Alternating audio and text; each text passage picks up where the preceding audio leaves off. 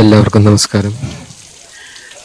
ഇന്നത്തെ യാത്ര ഇവിടെ പാറ പൊക്കി കയറ്റി വെക്കാനൊന്നും അല്ല. ശരിക്കും നമ്മളൊരു നെല്ലിയാമ്പതി യാത്രയ്ക്കാണ് പോകുന്നത്.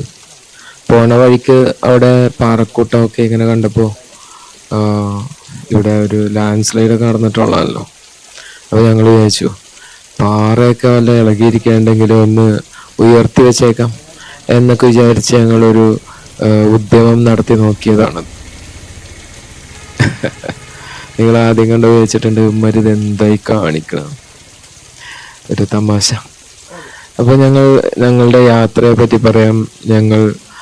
ഞങ്ങളെന്ന് പറയുമ്പോൾ ഞാനുണ്ട്, എൻ്റെ 2 സുഹൃത്തുക്കളുണ്ട്. ഇന്ന് ഞങ്ങൾ പോകുന്നത് നെല്ലിയാമ്പതിയിലെ പകുതിപ്പാലം എന്ന ഫോറസ്റ്റ് സ്റ്റേയിലേക്കാണ്. അപ്പോൾ അങ്ങോട്ടുള്ള യാത്രയിലാണ് ഞാനും എൻ്റെ സുഹൃത്തായ ഗിരീഷും വിപിനും ഉള്ളത്. ഞങ്ങൾ ആ യാത്ര തുടരുന്നു. സ്ഥിരമായി നമ്മൾ കാണുന്ന കാഴ്ചകളൊക്കെ ഒഴിവാക്കിക്കൊണ്ട് ഞങ്ങളുടെ ലക്ഷ്യമായിട്ടുള്ള കൈനാട്ടിയിലേക്ക് പോവുകയാണ്. കാരണം ഞങ്ങളുടെ വണ്ടി അവിടെ കൈനാട്ടിയിൽ ഇട്ടിട്ട് ഫോറസ്റ്റ് കൊണ്ടുവരുന്ന അവരുടെ ജീപ്പിലാണ് നമുക്ക് പകുതിപ്പാലത്തിലേക്ക് പോകേണ്ടത്. നമുക്ക് നമ്മുടെ കയ്യിൽ 4x4 ജീപ്പ് അങ്ങനെയുള്ള വാഹനങ്ങളുണ്ടെങ്കിൽ നമ്മുടെ വാഹനവുമായിട്ട് അങ്ങോട്ട് പോകാവുന്നതാണ്. പക്ഷെ ഞങ്ങളുടെ കയ്യിൽ അത്തരം വാഹനങ്ങളൊന്നും ഇല്ലാത്തത് കൊണ്ട് തന്നെ കൈനാട്ടിയിൽ ഞങ്ങളുടെ വാഹനം പാർക്ക് ചെയ്തിട്ട് അവിടെ നിന്ന് ഒരു ജീപ്പിന് പോകാനായിരുന്നു ലഭിച്ച നിർദ്ദേശം. അപ്പോൾ പോകുന്ന വഴിയിൽ പല തരത്തിലുള്ള കാഴ്ച, അതായത് നമ്മൾ കാണുന്ന തേയിലത്തോട്ടങ്ങളും മറ്റൊക്കെ ഉണ്ടായിരുന്നെങ്കിലും തേയിലത്തോട്ടങ്ങളൊക്കെ നമ്മൾ എപ്പോഴും കണ്ടുകൊണ്ടിരിക്കുന്ന കാഴ്ചകളായിരുന്നതിനാലും നമ്മുടെ ലക്ഷ്യസ്ഥാനം മറ്റൊന്നായതുകൊണ്ട് ഞങ്ങൾ നിർത്താതെ അങ്ങോട്ട് പോവുകയായിരുന്നു. ജീപ്പ് കടന്നു പോകുന്ന വഴിയിൽ വശങ്ങളിലായി നമുക്ക് ധാരാളം കാപ്പിത്തോട്ടങ്ങളും തേയിലത്തോട്ടങ്ങളൊക്കെ കാണാൻ സാധിച്ചിരുന്നു. അപ്പോൾ ആ സമയത്തെല്ലാം നമ്മുടെ ജീപ്പിൻ്റെ ഡ്രൈവറായിരുന്ന രാധാകൃഷ്ണൻ ചേട്ടൻ പറഞ്ഞുകൊണ്ടിരുന്നു, ഇവിടെയെല്ലാം പലപ്പോഴും നമുക്ക് ഈ കാപ്പിത്തോട്ടത്തിൻ്റെ ഇടയിലൂടെ നോക്കിയാൽ മാനും മറ്റ് മൃഗങ്ങളൊക്കെ കാണാൻ സാധിക്കും, ചിലപ്പോഴെല്ലാം കാട്ടുപോത്തൊക്കെ കാണാൻ സാധിക്കും. അപ്പം ഞങ്ങളും സൂക്ഷിച്ചൊക്കെ നോക്കിയിരുന്നു. പക്ഷെ പകലായിരുന്നു ഒന്നുകൊണ്ടായിരുന്നു, നട്ടുച്ച സമയമായിരുന്നത് കൊണ്ടായിരിക്കാം മൃഗങ്ങളെ ഒന്നും നമുക്ക് കാണാൻ സാധിച്ചില്ല. ഈ പോകുന്ന വഴിയിൽ ആയിട്ടാണ് വേഴാമ്പലിനെ കാണാൻ പറ്റുന്നൊരു സ്ഥലമുണ്ടായിരുന്നു എന്ന് രാധാകൃഷ്ണൻ ചേട്ടൻ പറഞ്ഞു.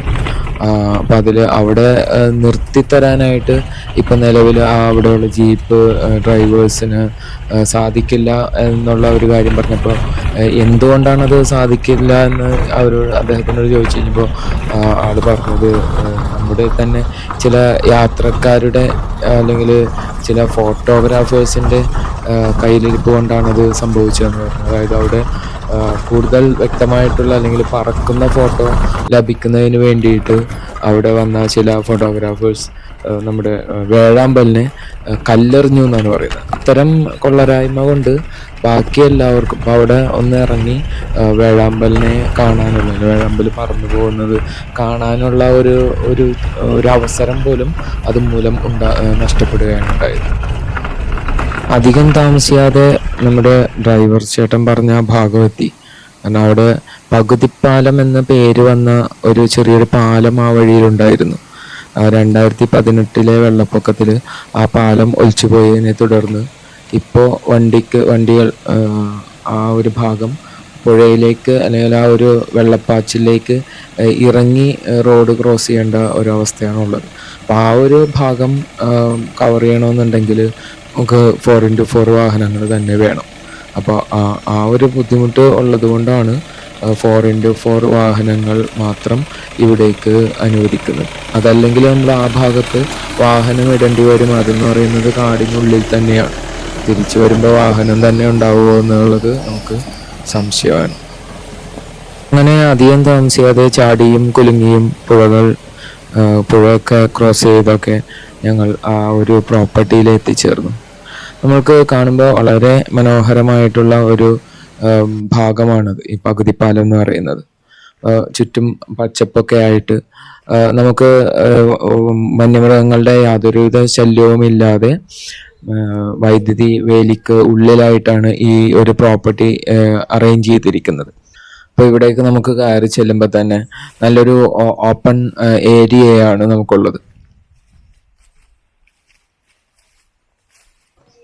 നമുക്ക് 2 ബെഡ്റൂമുകളാണ് ഇവിടെ അവൈലബിൾ ആയിട്ടുള്ളത്. ഓരോ ബെഡ്റൂമിലും 6 പേർക്ക് കിടക്കാനുള്ള ബെഡ് സൗകര്യമുണ്ട്. പിന്നെ അതിനോടൊപ്പം തന്നെ അറ്റാച്ച്ഡ് ബാത്റൂം മറ്റ് സൗകര്യങ്ങളും നമുക്ക് ലഭ്യമാണ്. ഭക്ഷണം കഴിക്കുന്നതിന് വേണ്ടിയിട്ട് രാത്രിയിൽ നമുക്ക് ഭക്ഷണം ഈ വീട്ടിലേക്ക് കൊണ്ടുവന്ന് തരും. രാവിലെയും ഉച്ചക്കും ഭക്ഷണം പുറത്ത് ഒരു കൂടാരം പോലെ കെട്ടിയുണ്ടാക്കിയിട്ടുണ്ട്. അതിനകത്ത് വെച്ചായിരിക്കും നമുക്ക് ഭക്ഷണം കഴിക്കാൻ സാധിക്കുന്നത്.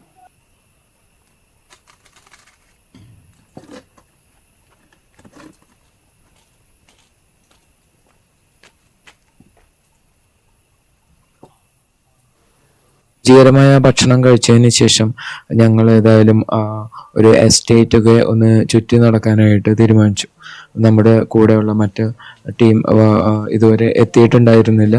അപ്പോൾ ഏതായാലും ഞങ്ങളൊന്ന് നടന്നിട്ടൊക്കെ പോരാം എന്നൊക്കെ കരുതി മുന്നോട്ട് നീങ്ങി. അങ്ങനെ നടക്കുന്ന സമയത്താണ് ഞങ്ങൾ നോക്കിയപ്പോൾ വലിയൊരു 8 അവിടെ കൂട് വെച്ചിരിക്കുന്നത് കണ്ടത്. ഇത് ഈ വലിയ ചിലന്തി പെൺചിലന്തിയാണെന്നും അതിൽ കാണുന്ന ചെറിയ ചിലന്തി ഓറഞ്ച് നിറമുള്ള ചെറിയ ചിലന്തിയാണ് ആൺചിലന്തി എന്നും, കൂട് ഉണ്ടാക്കി കുറച്ച് കഴിയുമ്പോൾ പെൺചിലന്തി ഈ ആൺചിലന്തികളെ ഭക്ഷിക്കുകയും ചെയ്യും എന്നുള്ള വളരെ വിചിത്രമായ ഒരു കാര്യം ഞാൻ ആ ഗ്രൂപ്പിൽ നിന്നാണ് മനസ്സിലാക്കിയത്. നല്ല വിളവെടുപ്പായ കാപ്പി, കുരുക് അതിനൊക്കെ കണ്ടുകൊണ്ട് ഞങ്ങളുടെ യാത്ര ഇങ്ങനെ മുന്നോട്ട് പോയിക്കൊണ്ടിരുന്നു. എസ്റ്റേറ്റിലൂടെ മുന്നോട്ട് പോകുമ്പോൾ കുറച്ചൊക്കെ ഉൾഭയം തോന്നാതിരുന്നില്ല.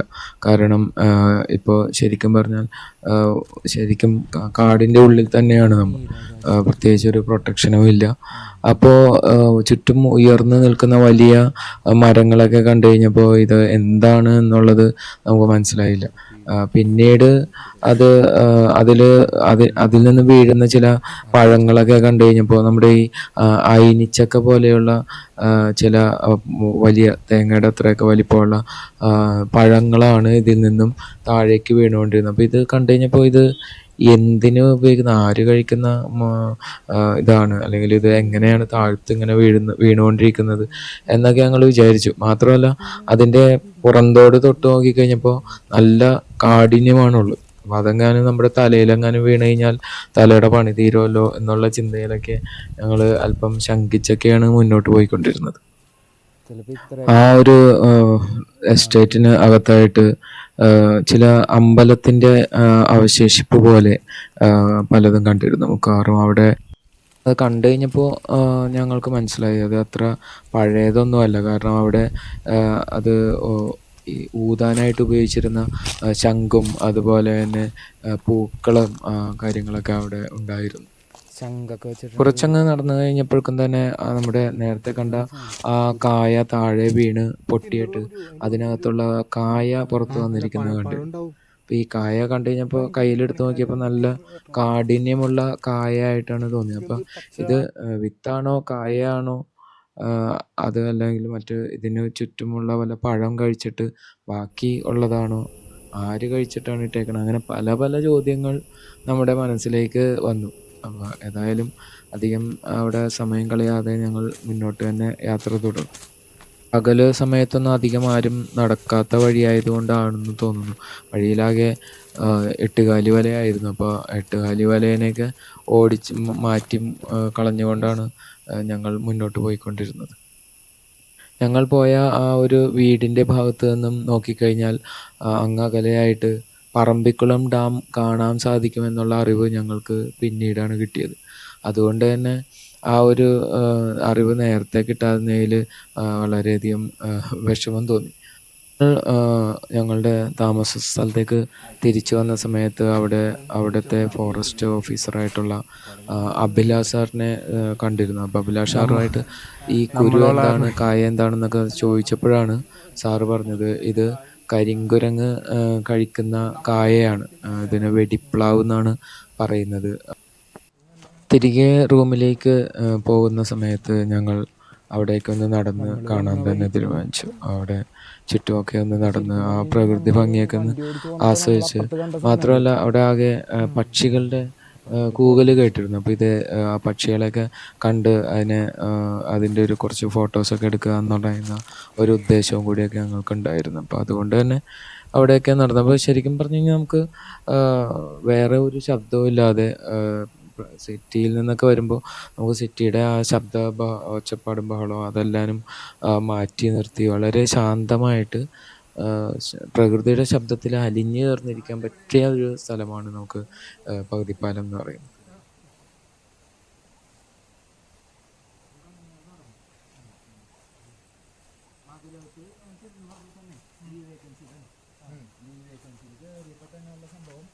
ശമ്പളം കിട്ടുന്നുണ്ടായില്ലെന്നൊന്നും അവർക്കറിയണ്ടാവില്ല.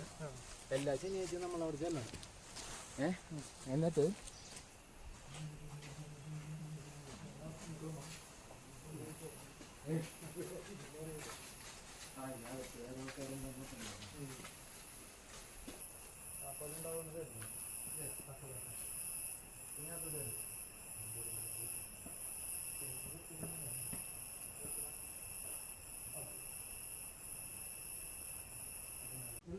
അടപ്പൊക്കെ കഴിഞ്ഞ് അകത്ത് കയറിയതും എല്ലാവർക്കും ഒരു സംശയം, അട്ട കയറിയിട്ടുണ്ടോന്നുള്ളത്.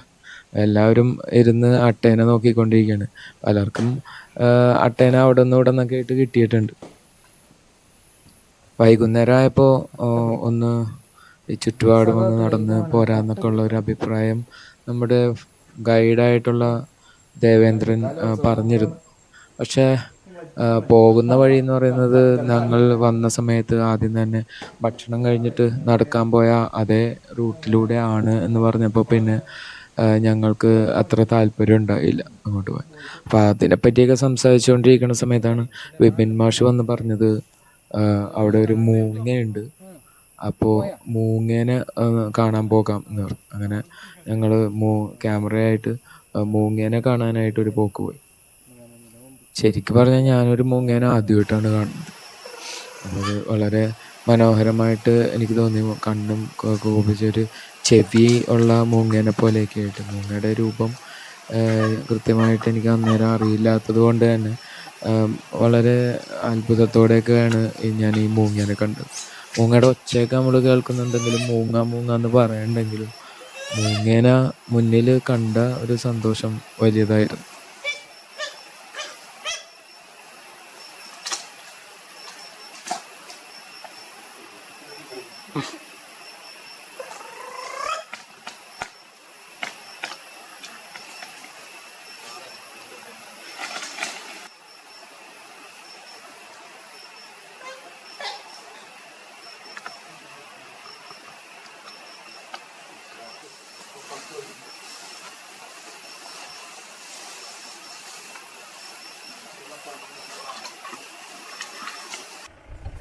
വൈകിട്ടായി കഴിഞ്ഞപ്പോൾ ഈ കാടിനകത്തു കൂടിയുള്ള യാത്രി സഞ്ചാരത്തിന് വേണ്ടിയിട്ട് ജീപ്പിലെല്ലാവരും കൂടി കയറി യാത്ര ആരംഭിച്ചു.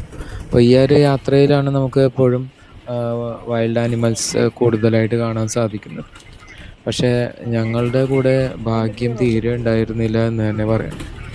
കാരണം ഇതിലൂടെ ജീപ്പ് പോകുന്ന വഴിയാണ്, പക്ഷേ ഇതിന് മുൻപ് ഞങ്ങൾ വരുന്നതിന് ഒരു 5-10 മിനിറ്റ് മുമ്പ് ഇതിലൂടെ ഒരു കാട്ടാനക്കൂട്ടം പോയിരുന്നു. അവർ മുന്നിൽ കണ്ട കുറേ മരങ്ങളൊക്കെ കുത്തിമറിച്ചിട്ടാണ് മുന്നോട്ട് പോയത്. ഈ കുത്തിമറിച്ചിടലിൽ 2-3 മരങ്ങൾ നേരെ വീണത് ജീപ്പ് പോകുന്ന വഴിയിലാണ്. അതോടുകൂടി ജീപ്പ് യാത്ര അവസാനിച്ചു.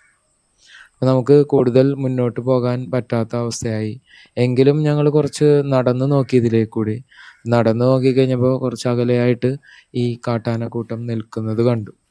കുറച്ചൊക്കെ ദേഷ്യം ഉണ്ടായിരുന്നു. ഈ ആനക്ക് എന്തിൻ്റെ കേടാണ് ഈ മരമൊക്കെ കുത്തിമറിച്ച് വഴിയിലോട്ട് ഇടാനായിട്ട്, വേറെ എവിടെക്കെങ്കിലും കുത്തിമറിച്ച് ഇട്ടുവിടായിരുന്നു എന്നൊക്കെ തോന്നി. ആ ദേഷ്യത്തിൽ തിരിച്ചു പോരാന്നല്ലാതെ വേറെ വഴിയില്ലല്ലോ. രാത്രി മുറിയിലേക്ക് തിരിച്ചെത്തിയപ്പോഴേക്കും നമുക്കവിടെ ഭക്ഷണം ഒക്കെ റെഡിയായിരുന്നു. ചപ്പാത്തിയും അതുപോലെ തന്നെ ചിക്കൻ കറിയും വെജിറ്റബിൾ കറിയൊക്കെ ആയിട്ട് വളരെ വിഭവസമൃദ്ധമായ ഭക്ഷണം തന്നെ നമുക്കവിടെ കഴിക്കുവാനായിട്ട് സാധിച്ചു.